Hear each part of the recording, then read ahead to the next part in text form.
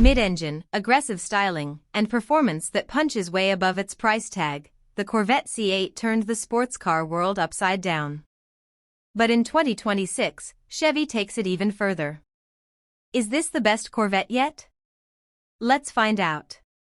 Welcome back to Next Gen Reviews, where today we're breaking down everything you need to know about the 2026 Chevrolet Corvette C8. Design. The C8 still looks like it belongs on a European supercar lot, sharp lines, low stance, and a presence that demands attention. For 2026, Chevy fine-tunes the design with updated aero elements, subtle lighting tweaks, and fresh wheel options that give it a more refined yet aggressive look. It's a car that still turns heads from every angle. Performance. Under the hood, or technically, behind the seats, you'll find the latest evolution of Chevy's naturally aspirated 6.2 LLT2 V8.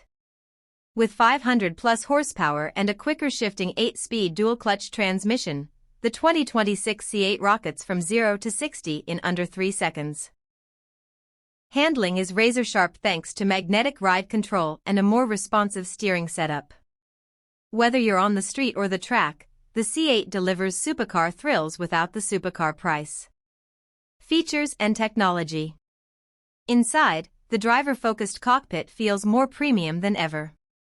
Updated materials, a crisper digital gauge cluster, and the latest version of Chevy's infotainment system bring modern luxury into the mix. Wireless Apple CarPlay, Android Auto, and over-the-air updates come standard. Plus, Chevy added more driver assistance features, without making it feel like a tech gadget on wheels. Conclusion. The 2026 Corvette C8 is proof that American performance is alive and thriving. It's bold, it's fast, and it keeps evolving without forgetting its roots. But what do you think? Is this still the best value in performance cars? Let us know in the comments below.